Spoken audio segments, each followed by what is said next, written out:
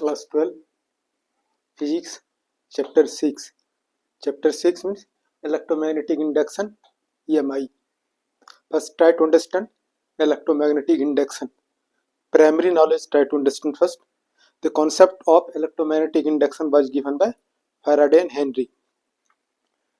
अब EMI क्या है? Production of electricity, production of current with the help of magnet, bar magnet and coil, circular coil, closed loop. इस magnet और coil के help से electricity generation, यही क्या है हमारा इलेक्ट्रोमैग्नेटिक इंडक्शन.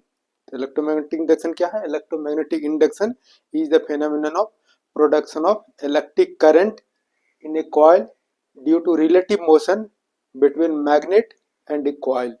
तो मैग्नेट को क्या करेंगे? इधर मूव करेंगे. तो ये क्या हो गया? The current produce in the coil is known as induced current.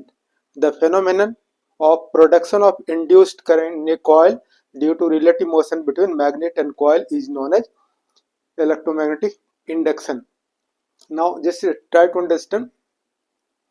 So this is bar magnet. Around the bar magnet there is a magnetic field lines. ये नॉर्थ पोल है, साउथ पोल है. तो मैग्नेटिक फील्ड लाइंस का direction क्या होगा? Away from north pole and towards the south pole.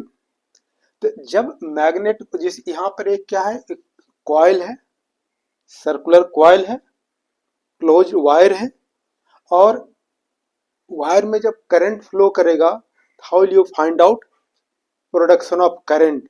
तो production of current, इसमें current flow होगा तो आंख से नहीं देख सकते हैं. क्या कर सकते हैं? एक कॉइल, एक गैल्वेनोमीटर लगाते हैं. गैल्वेनोमीटर क्या है? वेरी सेंसिटिव है. थोड़ा सा भी करंट फ्लो होगा, थोड़ा सा भी इलेक्ट्रॉन का फ्लो होगा, मूवमेंट ऑफ इलेक्ट्रॉन, तो इसमें गैल्वेनोमीटर में क्या होगा? डिफ्लेक्शन होगा. तो then this you are getting here. अब north pole of magnet is moved towards the coil. Galvanometer में क्या है? Deflection one side. When north pole of the magnet is moved away from stationary coil, deflection is other side. Magnet क्या है? Rest में है. Coil को क्या करते हैं? मूव करते हैं towards the magnet, towards the stationary magnet.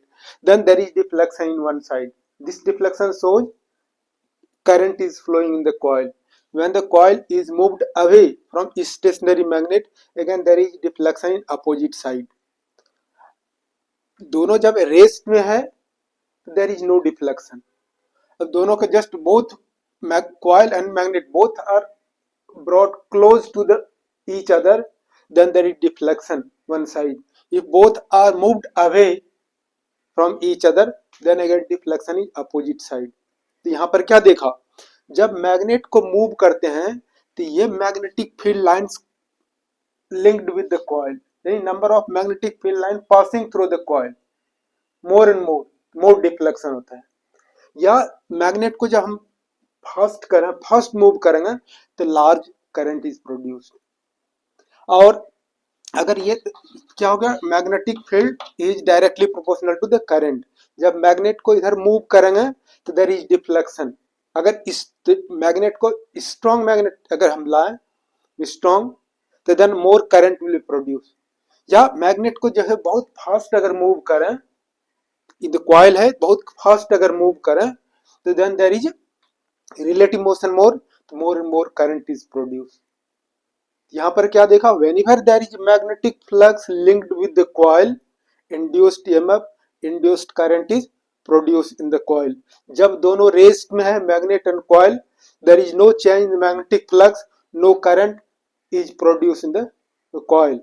In this way, whatever you are seeing, whenever there is change in the magnetic field, whenever there is change in the magnetic flux due to relative motion between magnet and coil, in the coil induced current is produced or induced EMF is produced.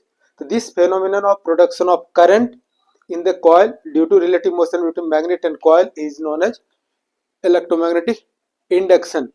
Faraday has given 3 experiments.